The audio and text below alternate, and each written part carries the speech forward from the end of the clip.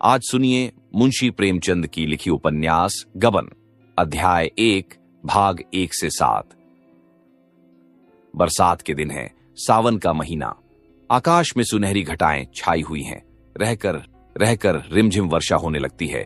अभी तीसरा पहर है, पर ऐसा मालूम हो रहा है शाम हो गई। आमों के बाग में झूला पड़ा हुआ है। लड़कियां भी झूल रही हैं और उनकी माताएं भी। 2-4 झूल रही हैं, 2-4 झुला रही हैं। कोई कजली गाने लगती है, कोई बारहमासा। इस ऋतु में महिलाओं की बाल स्मृतियां भी जाग उठती हैं।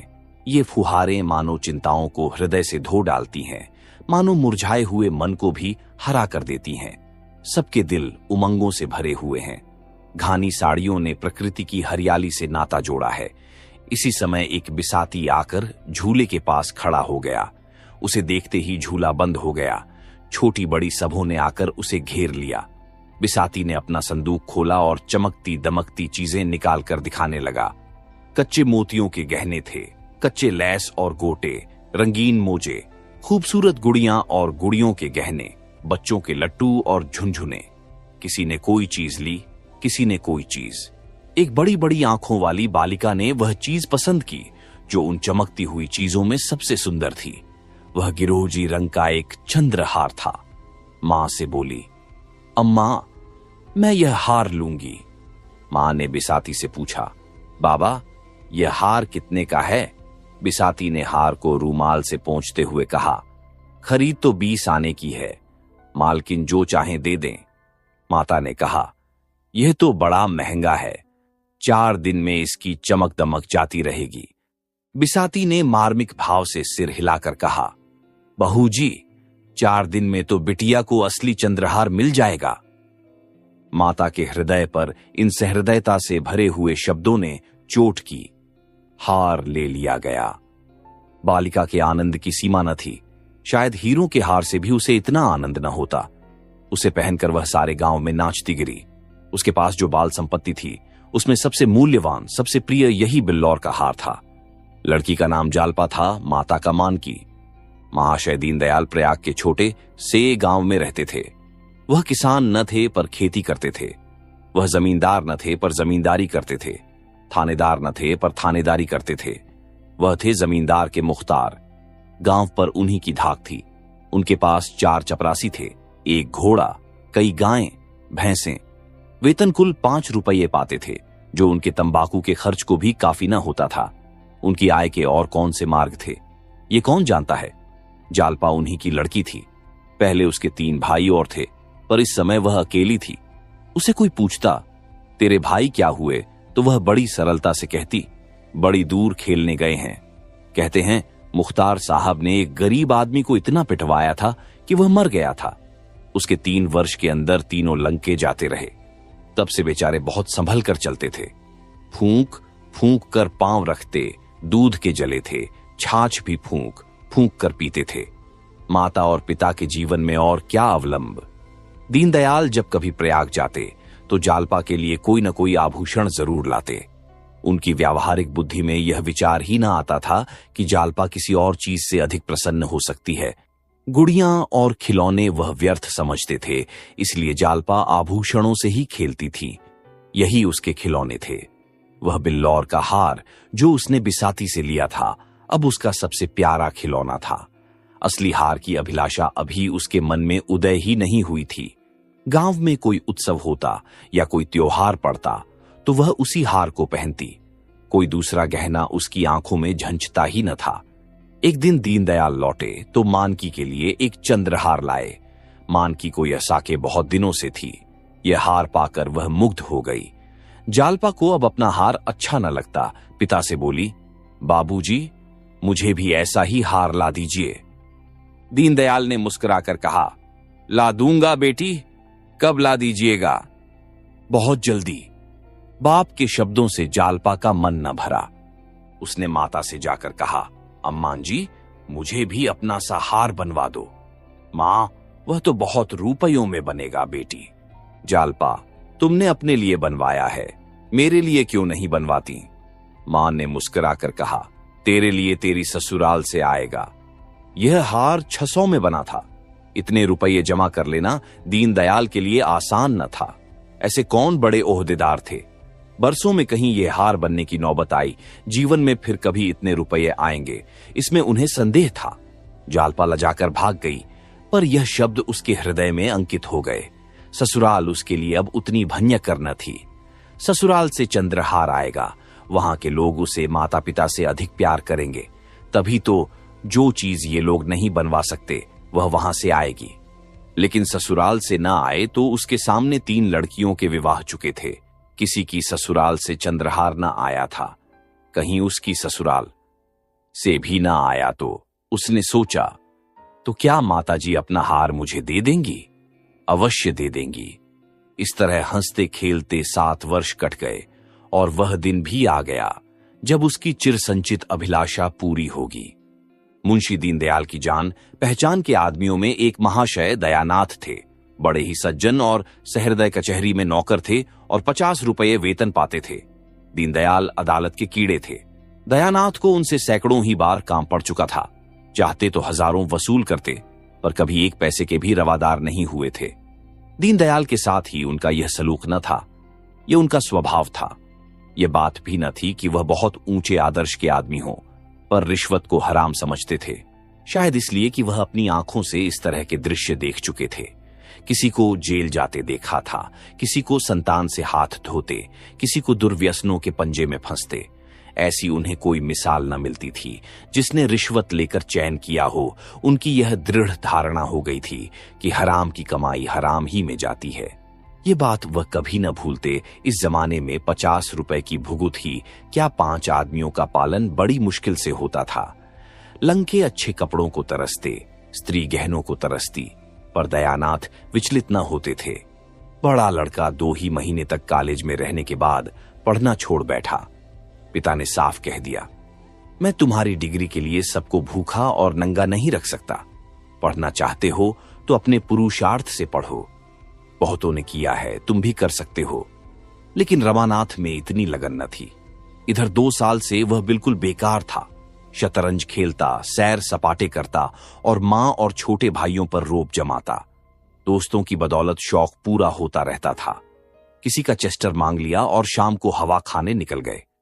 किसी का पंपशू पहन लिया, किसी की घड़ी कलाई पर बांधा ली। कभी बनारसी फैशन में निकले, कभी लखनवी फैशन में 10 मित्रों ने एक कपड़ा बनवा लिया तो 10 सूट बदलने का उपाय हो गया। सहकारिता का यह बिल्कुल नया उपयोग था।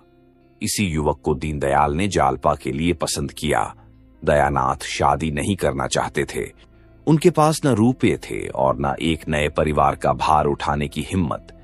पर जागेश्वरी ने त्रियाहट से काम लिया और इस शक्ति के सामने पुरुष को झुकना पड़ा। जागेश्वरी बरसों से पुत्र वधू के लिए तड़प रही थी। जो उसके सामने बहुएं बनकर आई, वे आज पोते खिला रही हैं। फिर उस दुखिया को कैसे धैर्य होता? वह कुछ कुछ निराश हो चली थी। ईश्वर से मनाती थी कि कहीं से बात आए। दीनदयाल ने संदेश भेजा तो उसको आंखें सी मिल गई। अगर कहीं यह शिकार हाथ से निकल गया तो फिर न जाने कितने दिनों और राह देखनी पड़े। कोई यहां क्यों आने लगा? न धन ही है न जायदाद। लंके पर कौन रींचता है? लोग तो धन देखते हैं। इसलिए उसने इस अवसर पर सारी शक्ति लगा दी और उसकी विजय हुई। दयानाथ ने कहा, भाई तुम जानो तुम्हारा काम जाने। मुझ में समाई नहीं है। जो आदमी अपने पेट की फिक्र नहीं कर सकता उसका विवाह करना मुझे तो अधर्म सा मालूम होता है। फिर रुपये की भी तो फिक्र है। 1000 तो टीम टाम के लिए चाहिए, जोड़े और गहनों के लिए अलग। कानों पर हाथ रखकर, ना बाबा, ये बोझ मेरे मान का नहीं। जागेश्वरी पर इन दलीलों का कोई असर न हुआ। बोली, वह भी तो कुछ देगा। मैं उससे मांगने तो जाऊंगा नहीं। तुम्हारे मांगने की जरूरत ही न पड़ेगी। वह खुद ही देंगे। लड़की के ब्याह में पैसे का मुंह कोई नहीं देखता। हां, मकदूर चाहिए सो दीनदयाल पोढ़े आदमी हैं और फिर यही एक संतान है। बचा कर रखेंगे तो किसके लिए? दयानाथ को अब कोई बात न सूझी। केवल यही कहा, वह चाहे लाख दे दें चाहे 1 न दें। मैं न कहूंगा कि दो, न कहूंगा कि मत दो। कर्ज मैं लेना नहीं चाहता, और लूं तो दूंगा किसके घर से? जागेश्वरी ने इस बाधा को मानो हवा में उड़ाकर कहा, मुझे तो विश्वास है कि वह टीके में 1000 से कम न देंगे। तुम्हारे टीम टाम के लिए इतना बहुत है। गहनों का प्रबंध किसी सर्राफ से कर लेना। टीके में 1000 देंगे तो क्या द्वार पर 1000 भी न देंगे? वही रुपये सर्राफ को दे देना। 200-400 बाकी रहे, वह धीरे धीरे चुक जाएंगे। बच्चा के लिए कोई न कोई द्वार खुलेगा ही। दयानाथ ने उपेक्षा भाव से कहा, खुल चुका। जिसे शतरंज और सैर सपाटे से फुर्सत न मिले, उसे सभी द्वार बंद मिलेंगे। जागेश्वरी को अपने विवाह की बात याद आई। दयानाथ भी तो गुलछर्रे उड़ाते थे, लेकिन उसके आते ही उन्हें 4 पैसे कमाने की फिक्र कैसी सिर पर सवार हो गई थी। साल भर भी न बीतने पाया था कि नौकर हो गए। बोली, बहू आ जाएगी तो उसकी आंखें भी खुलेंगी, देख लेना। अपनी बात याद करो, जब तक गले में जुआ नहीं पड़ा है तभी तक यह कुल्लेले हैं। जुआ पड़ा और सारा नशा हिरण हुआ। निकम्मों को राह पर लाने का इससे बढ़कर और कोई उपाय ही नहीं। जब दयानाथ परास्त हो जाते थे तो अखबार पढ़ने लगते थे। अपनी हार को छिपाने का उनके पास यही संकेत था। मुंशी दीनदयाल उन आदमियों में से थे जो सीधों के साथ सीधे होते हैं, पर टेढ़ों के साथ टेढ़े ही नहीं, शैतान हो जाते हैं। दयानाथ बड़ा सा मुंह खोलते, हजारों की बातचीत करते तो दीनदयाल उन्हें ऐसा चकमा देते कि वह उम्र भर याद करते। दयानाथ की सज्जनता ने उन्हें वशीभूत कर लिया। उनका विचार 1000 देने का था, पर 1000 टीके ही में दे आए। मानकी ने कहा, जब टीके में 1000 दिया तो इतना ही घर पर भी देना पड़ेगा। आएगा कहां से? दीनदयाल चिढ़कर बोले, भगवान मालिक है। जब उन लोगों ने उदारता दिखाई और लड़का मुझे सौंप दिया तो मैं भी दिखा देना चाहता हूं कि हम भी शरीफ हैं और शील का मूल्य पहचानते हैं। अगर उन्होंने हेकड़ी जताई होती तो अभी उनकी खबर लेता। दीनदयाल 1000 तो दे आए, पर दयानाथ का बोझ हल्का करने के बदले और भारी कर दिया। वह कर्ज से कोसों भागते थे। इस शादी में उन्होंने मियां की जूती मियां की चांद वाली नीति निभाने की ठानी थी, पर दीनदयाल की सहृदयता ने उनका संयम तोड़ दिया। वे सारे टीम टाम, नाच तमाशे, जिनकी कल्पना का उन्होंने गला घोंट दिया था, वही रूप धारण करके उनके सामने आ गए। बंधा हुआ घोड़ा थान से खुल गया, उसे कौन रोक सकता है। धूमधाम से विवाह करने की ठन गई। पहले जोड़े गहने को उन्होंने गौण समझ रखा था, अब वही सबसे मुख्य हो गया। ऐसा चढ़ावा हो कि मड़वे वाले देखकर भंगक उठे, सबकी आंखें खुल जाएं। कोई 3000 का सामान बनवा डाला। सर्राफ को 1000 नगद मिल गए। 1000 के लिए 1 सप्ताह का वादा हुआ तो उसने कोई आपत्ति न की। सोचा 2000 सीधे हुए जाते हैं, 500-700 रुपये रह जाएंगे, वह कहां जाते हैं। व्यापारी की लागत निकल आती है तो नगद को तत्काल पाने के लिए आग्रह नहीं करता। फिर भी चंद्रहार की कसर रह गई। जड़ाऊ चंद्रहार 1000 से नीचे अच्छा नहीं मिल सकता था। दयानाथ का जी तो लहराया कि लगे हाथ उसे भी ले लो, किसी को नाक सिकोड़ने की जगह तो न रहेगी। पर जागेश्वरी इस पर राजी न हुई। बाजी पलट चुकी थी। दयानाथ ने गर्म होकर कहा, तुम्हें क्या, तुम तो घर में बैठी रहोगी। मौत तो मेरी होगी जब उधार के लोग नाक भौं सिकोड़ने लगेंगे। जागेश्वरी, दोगे कहां से? कुछ सोचा है? दयानाथ, कम से कम 1000 तो वहां मिल ही जाएंगे। जागेश्वरी, खून मुंह लग गया क्या? दयानाथ ने शर्मा कर कहा, नहीं नहीं, मगर आखिर वहां भी तो कुछ मिलेगा। जागेश्वरी, वहां मिलेगा तो वहां खर्च भी होगा। नाम जोड़े गहने से नहीं होता, दान दक्षिणा से होता है। इस तरह चंद्रहार का प्रस्ताव रद्द हो गया। मगर दयानाथ दिखावे और नुमाइश को चाहे अनावश्यक समझें, रमानाथ उसे परमावश्यक समझता था। बारात ऐसे धूम से जानी चाहिए कि गांव भर में शोर मच जाए। पहले दूल्हे के लिए पालकी का विचार था। रमानाथ ने मोटर पर जोर दिया। उसके मित्रों ने इसका अनुमोदन किया। प्रस्ताव स्वीकृत हो गया। दयानाथ एकांत प्रिय जीव थे, न किसी से मित्रता थी, न किसी से मेल झोल। रमानाथ मिलनसार युवक था। उसके मित्र ही इस समय हर एक काम में अग्रसर हो रहे थे। वे जो काम करते दिल खोलकर। आतिशबाजियां बनवाई तो अव्वल दर्जे की, नाच ठीक किया तो अव्वल दर्जे का, बाजे गाजे भी अव्वल दर्जे के, दोयम या स्वयं का वहां जिक्र ही न था। दयानाथ उसकी उच्छृंखलता देखकर चिंतित तो हो जाते थे, पर कुछ कह न सकते थे। क्या कहते? नाटक उस वक्त पास होता है जब रसिक समाज उसे पंसद कर लेता है।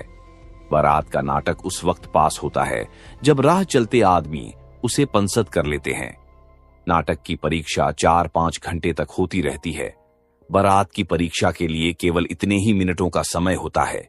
सारी सजावट, सारी दौड़ धूप और तैयारी का निबटारा 5 मिनटों में हो जाता है। अगर सबके मुंह से वाह वाह निकल गया तो तमाशा पास, नहीं तो रुपया, मेहनत, फिक्र सब अकारट। दयानाथ का तमाशा पास हो गया। शहर में वह 3रे दर्जे में आता, गांव में अव्वल दर्जे में आया। कोई बाजों की धोंधों पोंपों सुनकर मस्त हो रहा था, कोई मोटर को आंखें गाड़ गाड़ कर देख रहा था। कुछ लोग फुलवारियों के तख्त देखकर लौट लौट जाते थे। आतिशबाजी ही मनोरंजन का केंद्र थी। हवाइयां जब सकई से ऊपर जाती और आकाश में लाल, हरे, नीले, पीले कुमकुमे से बिखर जाते, जब चरखियां छूटती और उनमें नाचते हुए मोर निकल आते, तो लोग मंत्रमुग्ध से हो जाते थे। वाह, क्या कारीगरी है! जालपा के लिए इन चीजों में लेश मात्र भी आकर्षण न था। हाँ, वह वर को एक आंख देखना चाहती थी, वह भी सबसे छिपाकर। पर उस भीड़ भाड़ में ऐसा अवसर कहां। द्वार 4 के समय उसकी सखियां उसे छत पर खींच ले गईं और उसने रमानाथ को देखा। उसका सारा विराग, सारी उदासीनता, सारी मनोव्यथा मानो छू मंतर हो गई थी। मुंह पर हर्ष की लालिमा छा गई। अनुराग स्फूर्ति का भंडार है। द्वार 4 के बाद बारात जनवा से चली गई। भोजन की तैयारियां होने लगीं। किसी ने पूरियां खाई, किसी ने उपलों पर खिचड़ी पकाई। देहात के तमाशा देखने वालों के मनोरंजन के लिए नाच गाना होने लगा। 10 बजे सहसा फिर बाजे बजने लगे। मालूम हुआ कि चढ़ावा आ रहा है। बारात में हर एक रस्म डंके की चोट पर अदा होती है। दूल्हा कलेवा करने आ रहा है, बाजे बजने लगे। समधी मिलने आ रहा है, बाजे बजने लगे। चढ़ावा ज्यों ही पहुंचा, घर में हलचल मच गई। स्त्री पुरुष, बूढ़े जवान सब चढ़ावा देखने के लिए उत्सुक हो उठे। ज्यों ही किश्तियां मंडप में पहुंची, लोग सब काम छोड़कर देखने दौड़े। आपस में धक्कम धक्का होने लगा। मान की प्यास से बेहाल हो रही थी, कंठ सूखा जाता था। चढ़ावा आते ही प्यास भाग गई। दीनदयाल मारे भूख प्यास के निर्जीव से पड़े थे। ये समाचार सुनते ही सचेत होकर दौड़े। मान की एक एक चीज को निकाल निकाल कर देखने और दिखाने लगी। वहां सभी इस कला के विशेषज्ञ थे। मदोऊ ने गहने बनवाए थे, औरतों ने पहने थे। सभी आलोचना करने लगे। चूहे दंती कितनी सुंदर है, कोई 10 तोले की होगी, वाह। 11.5 तोले से रत्ती भर भी कम निकल जाए तो कुछ हार जाऊं। ये शेरदहां तो देखो, क्या हाथ की सफाई है। जी चाहता है कारीगर के हाथ चूम लें। यह भी 12 तोले से कम न होगा। वाह, कभी देखा भी है। 16 तोले से कम निकल जाए तो मुंह न दिखाऊं। हाँ, माल उतना चोखा नहीं है। ये कंगन तो देखो, बिल्कुल पक्की जड़ाई है। कितना बारीक काम है कि आंख नहीं ठहरती। कैसा दमक रहा है। सच्चे नगीने हैं, झूठे नगीनों में यह आप कहां। चीज तो यह गुलूबंद है। कितने खूबसूरत फूल हैं और उनके बीच के हीरे कैसे चमक रहे हैं। किसी बंगाली सुनार ने बनाया होगा। क्या बंगालियों ने कारीगरी का ठेका ले लिया है। हमारे देश में एक से एक कारीगर पड़े हुए हैं। बंगाली सुनार बेचारे उनकी क्या बराबरी करेंगे। इसी तरह एक एक चीज की आलोचना होती रही। सहसा किसी ने कहा, चंद्रहार नहीं है क्या। मानकी ने रोनी सूरत बनाकर कहा, नहीं, चंद्रहार नहीं आया। एक महिला बोली, अरे चंद्रहार नहीं आया। दीनदयाल ने गंभीर भाव से कहा, और सभी चीजें तो हैं, एक चंद्रहार ही तो नहीं है। उसी महिला ने मुंह बनाकर कहा, चंद्रहार की बात ही और है। मानकी ने चढ़ाव को सामने से हटाकर कहा, बेचारी के भाग्य में चंद्रहार लिखा ही नहीं है। इस गोलाकार जमघट के पीछे अंधेरे में आशा और आकांक्षा की मूर्ति सी जालपा भी खड़ी थी और सब गहनों के नाम कान में आते थे। चंद्रहार का नाम न आता था। उसकी छाती धक धक कर रही थी। चंद्रहार नहीं है क्या, शायद सबके नीचे हो। इस तरह वह मन को समझाती रही। जब मालूम हो गया चंद्रहार नहीं है तो उसके कलेजे पर चोट सी लग गई। मालूम हुआ देह में रक्त की बूंद भी नहीं है, मानो उसे मूर्छा आ जाएगी। वह उन्माद किसी दशा में अपने कमरे में आई और फूट फूट कर रोने लगी। वह लालसा जो आज 7 वर्ष हुए उसके हृदय में अंकुरित हुई थी, जो इस समय पुष्प और पल्लव से लदी खड़ी थी, उस पर वज्रपात हो गया। वह हरा भरा लहलहाता हुआ पौधा जल गया। केवल उसकी राख रह गई। आज ही के दिन पर तो उसकी समस्त आशाएं अवलंबित थीं। दुर्दैव ने आज वह अवलंब भी छीन लिया। उस निराशा के आवेश में उसका ऐसा जी चाहने लगा कि अपना मुंह नोच डाले। उसका वश चलता तो वह चढ़ावे को उठाकर आग में घेंक देती। कमरे में एक आले पर शिव की मूर्ति रखी हुई थी। उसने उसे उठाकर ऐसा पटका कि उसकी आशाओं की भांति वह भी चूर चूर हो गई। उसने निश्चय किया, मैं कोई आभूषण न पहनूंगी। आभूषण पहनने से होता ही क्या है? जो रूप विहीन हो वे अपने को गहने से सजाएं। मुझे तो ईश्वर ने यूं ही सुंदरी बनाया है, मैं गहने न पहनकर भी बुरी न लगूंगी। सस्ती चीजें उठा लाए, जिसमें रुपए खर्च होते थे, उसका नाम ही न लिया। अगर गिनती ही गिनानी थी तो इतने ही दामों में इसके दूने गहने आ जाते। वह इसी क्रोध में भरी बैठी थी कि उसकी 3 सखियां आकर खड़ी हो गईं। उन्होंने समझा था जालपा को अभी चढ़ाव की कुछ खबर नहीं है। जालपा ने उन्हें देखते ही आंखें पोंछ डाली और मुस्कुराने लगी। राधा मुस्कुराकर बोली, जालपा, मालूम होता है तूने बड़ी तपस्या की थी। ऐसा चढ़ाव मैंने आज तक नहीं देखा था। अब तो तेरी सब साध पूरी हो गई। जालपा ने अपनी लंबी लंबी पलकें उठाकर उसकी ओर ऐसे दीन नजर से देखा मानो जीवन में अब उसके लिए कोई आशा नहीं है। हां बहन, सब साध पूरी हो गई। इन शब्दों में कितनी अपार मर्मांतक वेदना भरी हुई थी, इसका अनुमान तीनों युवतियों में कोई भी न कर सकी।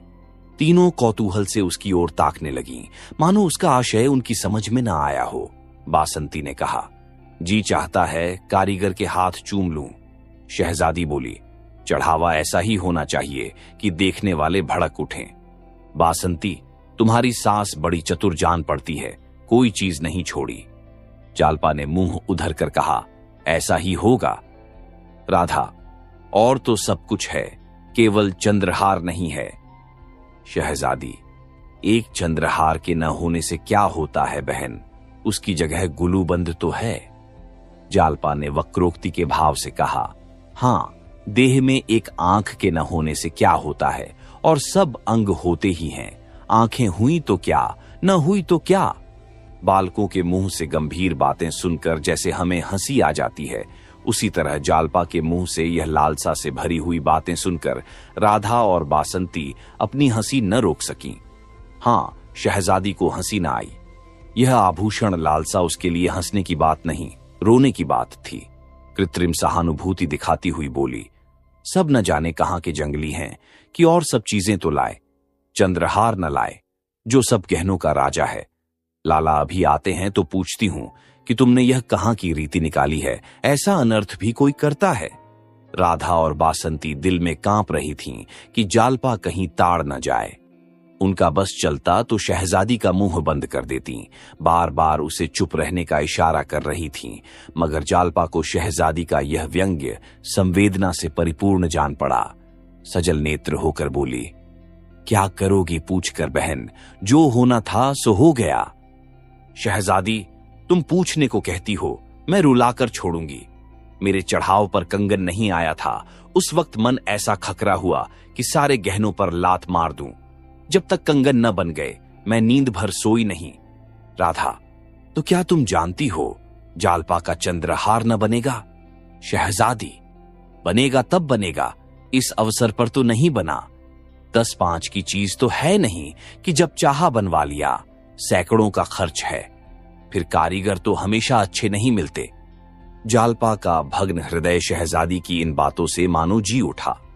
वह रूंधे कंठ से बोली, यही तो मैं भी सोचती हूं बहन, जब आज न मिला तो फिर क्या मिलेगा।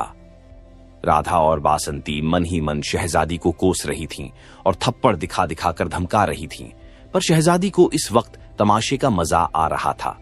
बोली, नहीं, यह बात नहीं है जल्दी, आग्रह करने से सब कुछ हो सकता है। सास ससुर को बार बार याद दिलाती रहना, बहनोई जी से 2-4 दिन रूठे रहने से भी बहुत कुछ काम निकल सकता है। बस यही समझ लो कि घर वाले चैन न लेने पाएं। ये बात हरदम उनके ध्यान में रहे। उन्हें मालूम हो जाए कि बिना चंद्रहार बनवाए कुशल नहीं। तुम जरा भी ढीली पड़ी और काम बिगड़ा। राधा ने हंसी को रोकते हुए कहा, इनसे न बने तो तुम्हें बुला लें। क्यों? अब उठोगी कि सारी रात उपदेश ही करती रहोगी। शहजादी, चलती हूं, ऐसी क्या भागड़ पड़ी है? हाँ, खूब याद आई। क्यों झल्ली? तेरी अम्मांजी के पास बड़ा अच्छा चंद्रहार है, तुझे न देंगी। जालपा ने एक लंबी सांस लेकर कहा, क्या कहूं बहन, मुझे तो आशा नहीं है। शहजादी, एक बार कहकर देखो तो, अब उनके कौन पहनने ओढ़ने के दिन बैठे हैं? जालपा, मुझसे तो न कहा जाएगा। शहजादी, मैं कह दूंगी। जालपा, नहीं नहीं, तुम्हारे हाथ जोड़ती हूं, मैं जरा उनके मातृ स्नेह की परीक्षा लेना चाहती हूं। वासंती ने शहजादी का हाथ पकड़कर कहा, अब उठेगी भी कि यहां सारी रात उपदेश ही देती रहेगी? शहजादी उठी, पर जालपा रास्ता रोककर खड़ी हो गई और बोली, नहीं, अभी बैठो बहन, तुम्हारे पैरों पड़ती हूं।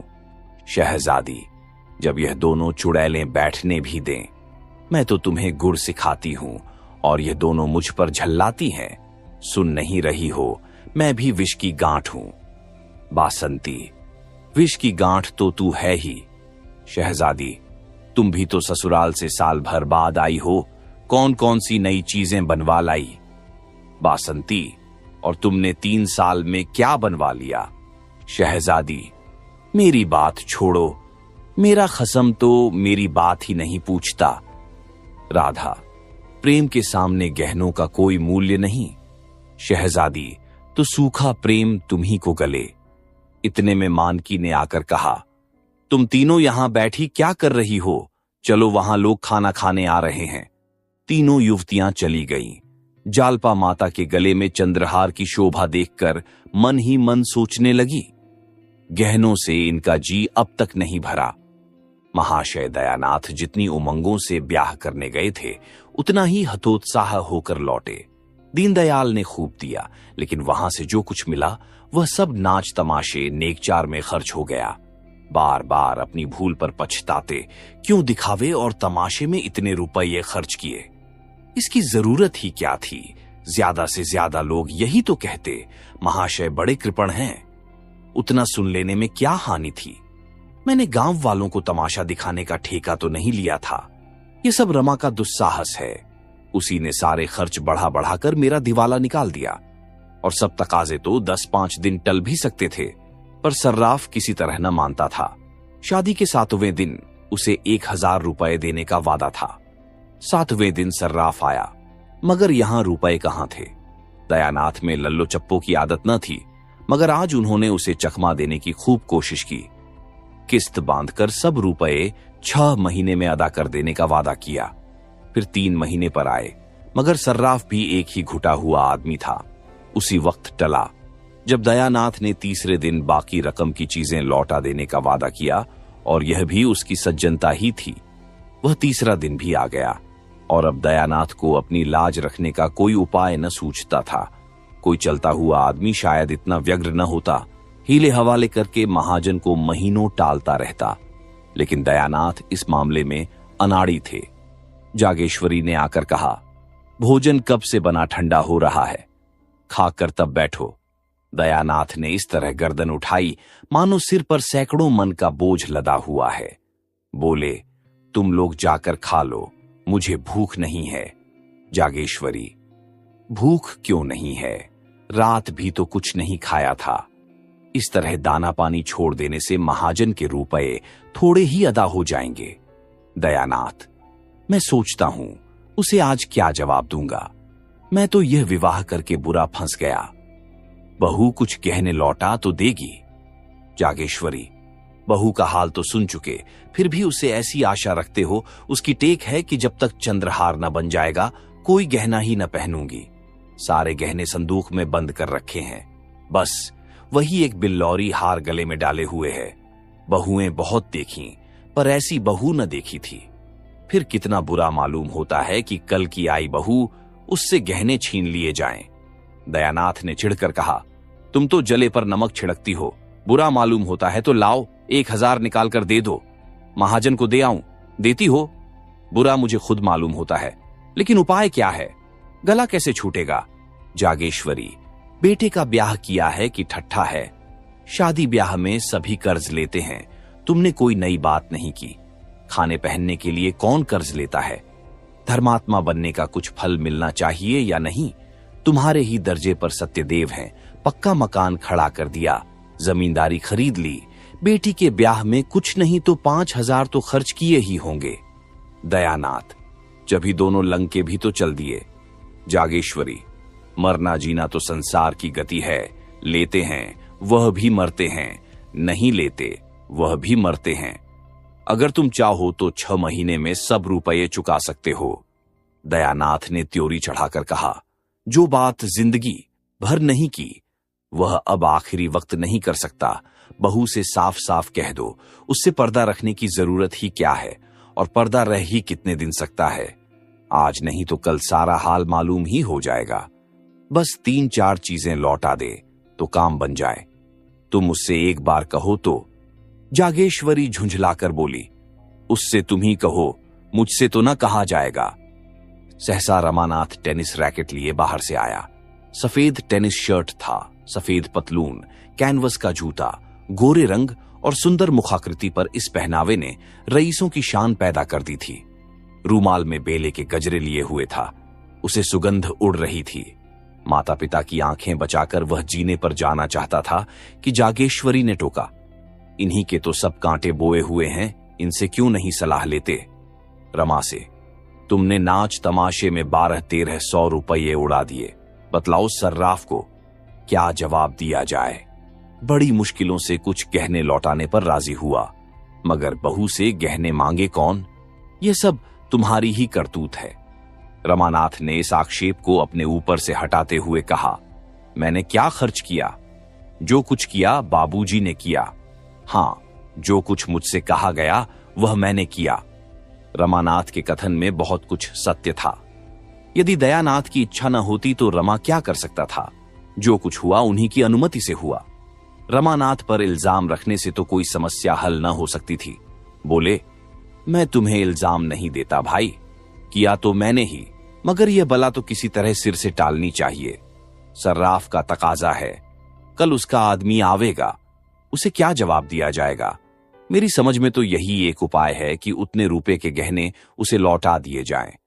गहने लौटा देने में भी वह झंझट करेगा, लेकिन 10-20 रुपये के लोभ में लौटाने पर राजी हो जाएगा।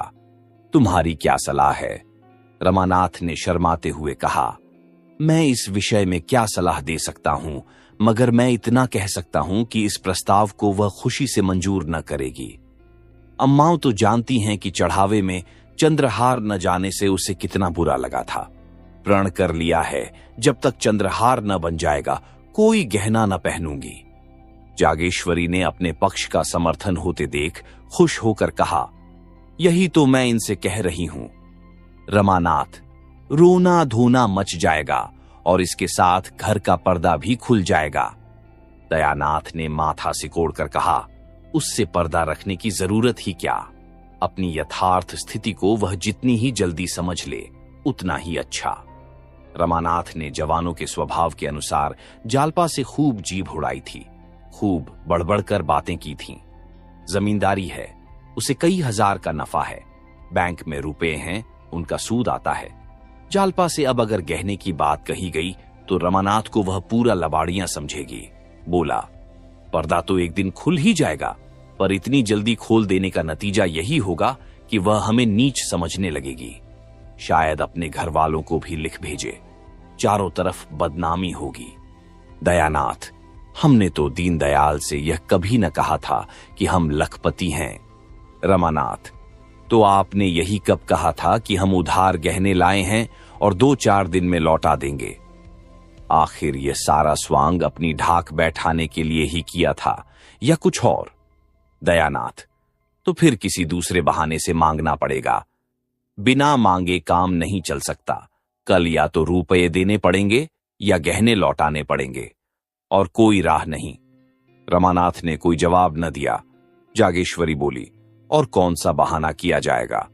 अगर कहा जाए किसी को मंगनी देना है तो शायद वह देगी नहीं, देगी भी तो 2-4 दिन में लौटाएंगे कैसे? दयानाथ को एक उपाय सूझा।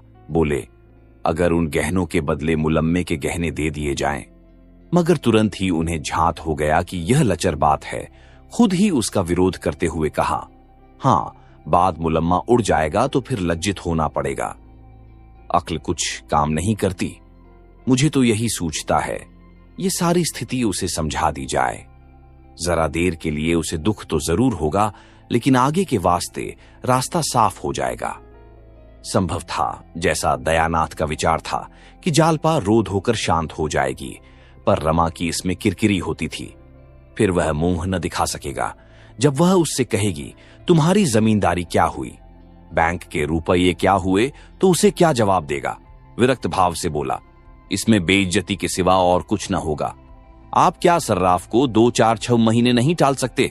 आप देना चाहें तो इतने दिनों में 1000, 1200 रुपये बड़ी आसानी से दे सकते हैं। दयानाथ ने पूछा, कैसे? रमानाथ, उसी तरह जैसे आपके और भाई करते हैं। दयानाथ, वह मुझसे नहीं हो सकता। तीनों कुछ देर तक मौन बैठे रहे। दयानाथ ने अपना फैसला सुना दिया। जागेश्वरी और रमा को यह फैसला मंजूर न था, इसीलिए अब इस गुत्थी के सुलझाने का भार उन्हीं दोनों पर था। जागेश्वरी ने भी एक तरह से निश्चय कर लिया था, दयानाथ को झक मारकर अपना नियम तोड़ना पड़ेगा। ये कहां की नीति है कि हमारे ऊपर संकट पड़ा हुआ हो और हम अपने नियमों का राग अलापे जाएं। रमानाथ बुरी तरह फंसा था। वह खूब जानता था कि पिताजी ने जो काम कभी नहीं किया वह आज न करेंगे। उन्हें जालपा से गहने मांगने में कोई संकोच न होगा, और यही वह न चाहता था। वह पछता रहा था कि मैंने क्यों जालपा से डींगे मारी। अब अपने मुंह की लाली रखने का सारा भार उसी पर था। जालपा की अनुपम छवि ने पहले ही दिन उस पर मोहिनी डाल दी थी। वह अपने सौभाग्य पर फूला न समाता था। क्या यह घर ऐसी अनन्य सुंदरी के योग्य था? जालपा के पिता 5 रुपए के नौकर थे, पर जालपा ने कभी अपने घर में झाड़ू न लगाई थी, कभी अपनी धोती न छांटी थी, अपना बिछावन न बिछाया था, यहां तक कि अपनी के धोती की खींच तक न सी थी। दयानाथ 50 रुपए पाते थे, पर यहां केवल चौका बासन करने के लिए महरी थी। बाकी सारा काम अपने ही हाथों करना पड़ता था। जालपा शहर और देहात का फर्क क्या जाने। शहर में रहने का उसे कभी अवसर ही न पड़ा था। वह कई बार पति और सास से साश्चर्य पूछ चुकी थी, क्या यहां कोई नौकर नहीं है? जालपा के घर दूध, दही, घी की कमी नहीं थी। यहां बच्चों को भी दूध मयस्सर न था। इन सारे अभावों की पूर्ति के लिए रमानाथ के पास मीठी मीठी बड़ी बड़ी बातों के सिवा और क्या था? घर का किराया 5 रुपया था। रमानाथ ने 15 बतलाए थे। लड़कों की शिक्षा का खर्च मुश्किल से 10 रुपये था। रमानाथ ने 40 बतलाए थे। उस समय उसे इसकी जरा भी शंका न थी कि एक दिन सारा भंडा फट जाएगा। मिथ्या दूरदर्शी नहीं होता, लेकिन वह दिन इतनी जल्दी आएगा यह कौन जानता था। अगर उसने ये डींगे न मारी होती तो जागेश्वरी की तरह वह भी सारा भार दयानाथ पर छोड़कर निश्चिंत हो जाता। लेकिन इस वक्त वह अपने ही बनाए हुए जाल में फंस गया था। कैसे निकले? उसने कितने ही उपाय सोचे, लेकिन कोई ऐसा न था जो आगे चलकर उसे उलझनों में न डाल देता, दलदल में न फंसा देता। एकाएक उसे एक चाल सूझी। उसका दिल उछल पड़ा, पर इस बात को वह मुंह तक न ला सका। ओह, कितनी नीचता है, कितना कपट, कितनी निर्दयता! अपनी प्रेयसी के साथ ऐसी धूर्तता! उसके मन ने उसे धिक्कारा। अगर इस वक्त उसे कोई 1000 रुपया दे देता तो वह उसका उम्र भर के लिए गुलाम हो जाता। दयानाथ ने पूछा, कोई बात सूझी? मुझे तो कुछ नहीं सूझता। कोई उपाय सोचना ही पड़ेगा, आप ही सोचिए। मुझे तो कुछ नहीं सूझता। क्यों नहीं उससे 2-3 गहने मांग लेते? तुम चाहो तो ले सकते हो, हमारे लिए मुश्किल है। मुझे शर्म आती है। तुम विचित्र आदमी हो, न खुद मांगोगे न मुझे मांगने दोगे, तो आखिर यह नाव कैसे चलेगी? मैं एक बार नहीं 1000 बार कह चुका कि मुझसे कोई आशा मत रखो। मैं अपने आखिरी दिन जेल में नहीं काट सकता। इसमें शर्म की क्या बात है? मेरी समझ में नहीं आता। किसके जीवन में ऐसे कोवसर नहीं आते? तुम ही अपनी मां से पूछो। जागेश्वरी ने अनुमोदन किया। मुझसे तो नहीं देखा जाता था कि अपना आदमी चिंता में पड़ा रहे। मैं गहने पहने बैठी रहूं, नहीं तो आज मेरे पास भी गहने न होते। एक एक करके सब निकल गए। विवाह में 5000 से कम का चढ़ावा नहीं गया था, मगर 5 ही साल में सब स्वाहा हो गया। तब से एक छल्ला बनवाना भी नसीब न हुआ। दयानाथ जोर देकर बोले, शर्म करने का यह अवसर नहीं है, इन्हें मांगना पड़ेगा। रमानाथ ने झेंपते हुए कहा, मैं मांग तो नहीं सकता, कहिए उठा लाऊं। यह कहते कहते लज्जा, क्षोभ और अपनी नीचता के ज्ञान से उसकी आंखें सजल हो गईं। दयानाथ ने भौचक्त होकर कहा, उठा लाओगे, उससे छिपाकर।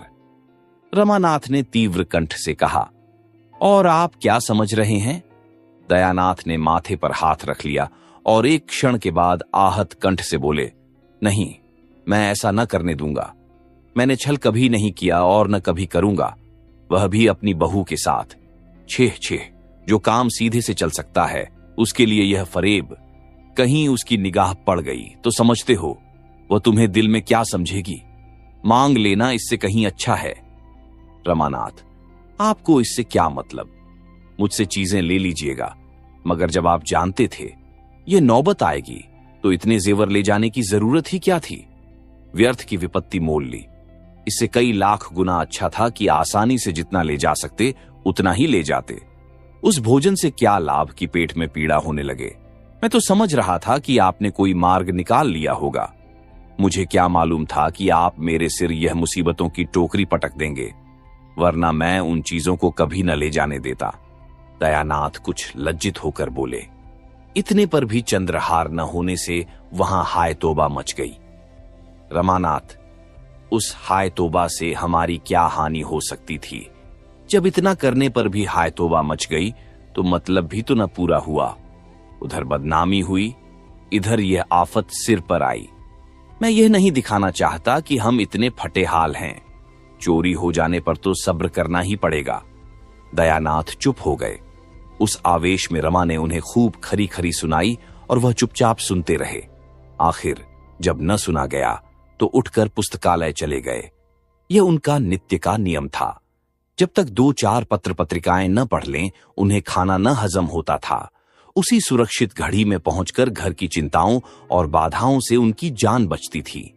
रमा भी वहां से उठा, पर जालपा के पास न जाकर अपने कमरे में गया। उसका कोई कमरा अलग तो था नहीं, एक ही मर्दाना कमरा था। इसी में दयानाथ अपने दोस्तों से गपशप करते, दोनों लंके पढ़ते और रमा मित्रों के साथ शतरंज खेलता। रमा कमरे में पहुंचा तो दोनों लंके ताश खेल रहे थे। गोपी का 13वां साल था, विश्वंभर का 9वां। दोनों रमा से थरथर कांपते थे। रमा खुद खूब ताश और शतरंज खेलता, पर भाइयों को खेलते देखकर हाथ में खुजली होने लगती थी। खुद चाहे दिन भर सैर सपाटे किया करे, मगर क्या मजाल कि भाई कहीं घूमने निकल जाएं। दयानाथ खुद लड़कों को कभी न मारते थे। अवसर मिलता तो उनके साथ खेलते थे। उन्हें कनकौवे उड़ाते देखकर उनकी बाल प्रकृति सजग हो जाती थी। 2-4 पेंच लड़ा देते। बच्चों के साथ कभी कभी गुल्ली डंडा भी खेलते थे। इसीलिए लंके जितना रमा से डरते उतना ही पिता से प्रेम करते थे। रमा को देखते ही लड़कों ने ताश को टाट के नीचे छिपा दिया और पढ़ने लगे। सिर झुकाए चपत की प्रतीक्षा कर रहे थे, पर रमानाथ ने चपत नहीं लगाई। मोढ़े पर बैठकर गोपीनाथ से बोला, तुमने भंग की दुकान देखी है ना, नुक्कड़ पर? गोपीनाथ प्रसन्न होकर बोला, हां, देखी क्यों नहीं। जाकर 4 पैसे का माजून ले लो, दौड़े हुए आना। हां, हलवाई की दुकान से आधा सेर मिठाई भी लेते आना। यह रुपया लो। कोई 15 मिनट में रमा ये दोनों चीजें ले जालपा के कमरे की ओर चला। रात के 10 बज गए थे। जालपा खुली हुई छत पर लेटी हुई थी।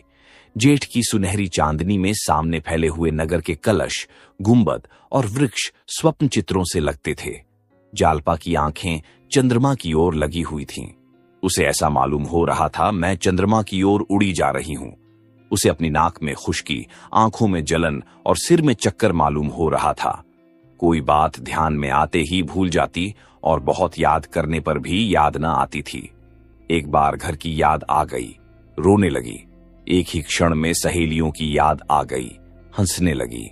सहसा रमानाथ हाथ में एक पोटली लिए मुस्कुराता हुआ आया और चारपाई पर बैठ गया। जालपा ने उठकर पूछा, पोटली में क्या है?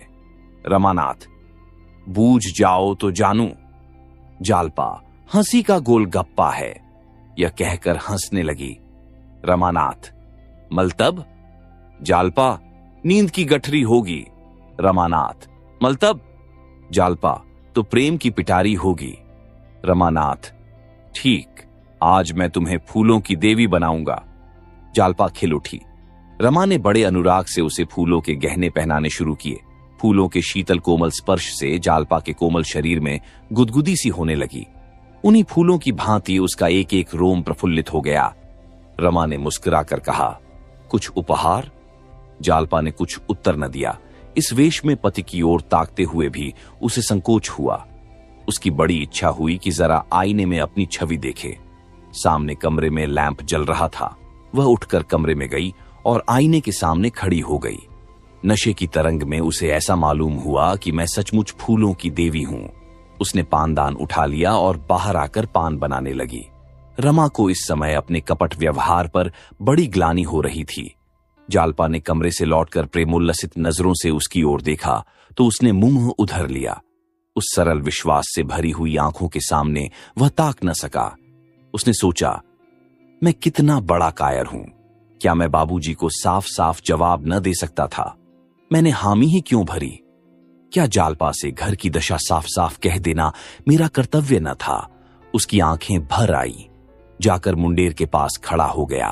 प्रणय के उस निर्मल प्रकाश में उसका मनोविकार किसी भयंकर जंतु की भांति घूरता हुआ जान पड़ता था। उसे अपने ऊपर इतनी घृणा हुई कि एक बार जी में आया सारा कपट व्यवहार खोल दूं, लेकिन संभल गया। कितना भयंकर परिणाम होगा। जालपा की नजरों से फिर जाने की कल्पना ही उसके लिए असह्य थी।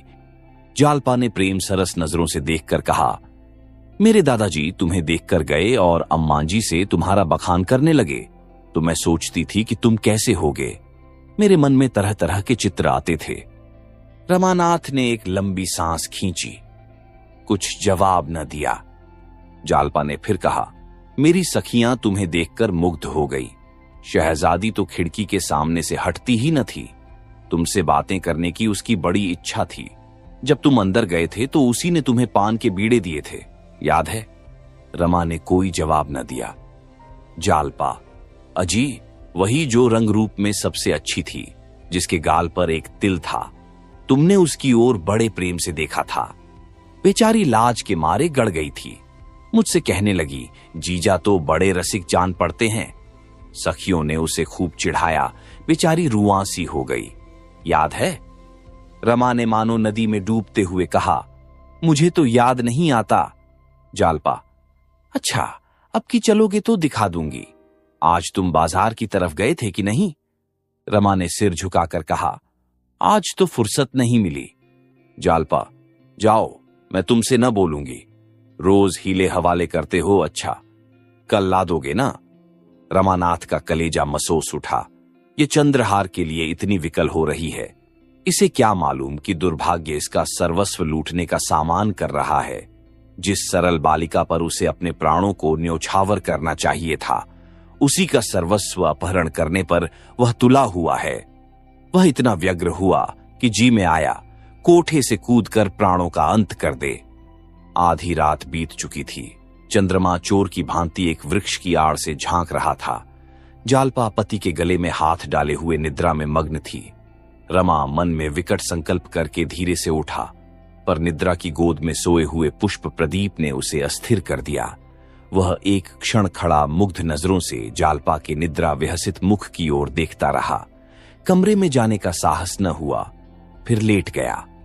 जालपा ने चौंक कर पूछा, कहां जाते हो? क्या सवेरा हो गया? रमानाथ, अभी तो बड़ी रात है। जालपा, तो तुम बैठे क्यों हो? रमानाथ, कुछ नहीं, जरा पानी पीने उठा था। जालपा ने प्रेमातुर होकर रमा के गले में बाहें डाल दी और उसे सुलाकर कहा, तुम इस तरह मुझ पर टोना करोगे तो मैं भाग जाऊंगी। न जाने किस तरह ताकते हो, क्या करते हो, क्या मंत्र पढ़ते हो कि मेरा मन चंचल हो जाता है। बासंती सच कहती थी, पुरुषों की आंख में टोना होता है। रमा ने फटे हुए स्वर में कहा, टोना नहीं कर रहा हूं, आंखों की प्यास बुझा रहा हूं। दोनों फिर सोए, एक उल्लास में डूबी हुई, दूसरा चिंता में मग्न। 3 घंटे और गुजर गए। द्वादशी के चांद ने अपना विश्व दीपक बुझा दिया। प्रभात की शीतल समीर प्रकृति को मद के प्याले पिलाती फिरती थी। आधी रात तक जागने वाला बाजार भी सो गया। केवल रमा अभी तक जाग रहा था। मन में भांति भांति के तर्क वितर्क उठने के कारण वह बार बार उठता था और फिर लेट जाता था। आखिर जब 4 बजने की आवाज कान में आई तो घबराकर उठ बैठा और कमरे में जा पहुंचा। गहनों का संदूकचा अलमारी में रखा हुआ था। रमा ने उसे उठा लिया और थर थर कांपता हुआ नीचे उतर गया। इस घबराहट में उसे इतना अवकाश न मिला कि वह कुछ गहने छांट कर निकाल लेता। दयानाथ नीचे बरामदे में सो रहे थे। रमा ने उन्हें धीरे से जगाया। उन्होंने हकबकाकर पूछा, कौन? रमा ने होंठ पर उंगली रखकर कहा, मैं हूं, ये संदूकची लाया हूं, रख लीजिए। दयानाथ सावधान होकर बैठ गए। अभी तक केवल उनकी आंखें जागी थीं, अब चेतना भी जागृत हो गई। रमा ने जिस वक्त उनसे गहने उठा लाने की बात कही थी, उन्होंने समझा था कि यह आवेश में ऐसा कह रहा है। उन्हें इसका विश्वास न आया था कि रमा जो कुछ कह रहा है उसे भी पूरा कर दिखाएगा। इन कमीनी चालों से वह अलग ही रहना चाहते थे। ऐसे कुत्सित कार्य में पुत्र से साठगांठ करना उनकी अंतरात्मा को किसी तरह स्वीकार न था। पूछा, इसे क्यों उठा लाए? रमा ने धृष्टता से कहा, आप ही का तो हुक्म था। दयानाथ, झूठ कहते हो। रमानाथ, तो क्या फिर रखाऊं? रमा के इस प्रश्न ने दयानाथ को गौर संकट में डाल दिया। झेपते हुए बोले, अब क्या रखाओगे? कहीं देख ले तो गजब ही हो जाए। वही काम करोगे जिसमें जगहंसाई हो, खड़े क्या हो। संदूकची मेरे बड़े संदूक में रखाओ और जाकर लेट रहो। कहीं जाग पड़े तो बस। बरामदे के पीछे दयानाथ का कमरा था। उसमें एक देवदार का पुराना संदूक रखा था। रमा ने संदूकची उसके अंदर रख दी और बड़ी फुर्ती से ऊपर चला गया। छत पर पहुंचकर उसने आहट ली। जालपा पिछले पहर की सुखद निद्रा में मग्न थी। रमा ज्यों ही चारपाई पर बैठा, जालपा चौंक पड़ी और उससे चिमट गई। रमा ने पूछा, क्या है, तुम चौंक क्यों पड़ी? जालपा ने इधर उधर प्रसन्न नजरों से ताक कर कहा, कुछ नहीं, एक स्वप्न देख रही थी। तुम बैठे क्यों हो? कितनी रात है अभी? रमा ने लेटते हुए कहा, सवेरा हो रहा है, क्या स्वप्न देखती थीं? जालपा, जैसे कोई चोर मेरे गहनों की संदूकची उठाए लिए जाता हो। रमा का हृदय इतने जोर से धक धक करने लगा मानो उस पर हथौड़े पड़ रहे हैं। खून सर्द हो गया, परंतु संदेह हुआ कहीं इसने मुझे देख तो नहीं लिया। वह जोर से चिल्ला पड़ा, चोर चोर। नीचे बरामदे में दयानाथ भी चिल्ला उठे, चोर चोर। जालपा घबरा कर उठी, दौड़ी हुई कमरे में गई, झटके से अलमारी खोली। संदूकची वहां न थी। मूर्छित होकर फिर पड़ी। आप सुन रहे थे मुंशी प्रेमचंद की लिखी उपन्यास गबन।